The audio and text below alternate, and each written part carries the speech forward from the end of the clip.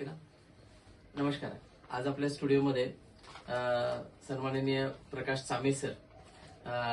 असं म्हणतात की देव कोणाच्या घरी येतो कोणाच्या घरी नाही, हे मला तर काय माहिती नाही, पण माझ्यासोबत मात्र नित्य नेमाने आहे हे पदोपदी मला जाणवतं. आणि म्हणूनच सरांनी एक चित्रपट काढला की देव कोणाच्या घरी येतो कोणाच्या नाही, म्हणून दारुड्याच्या घरी सुद्धा देव येतो, म्हणून दारुड्याच्या घरी पांडुरंग हे चित्रपटाचं टायटल आहे.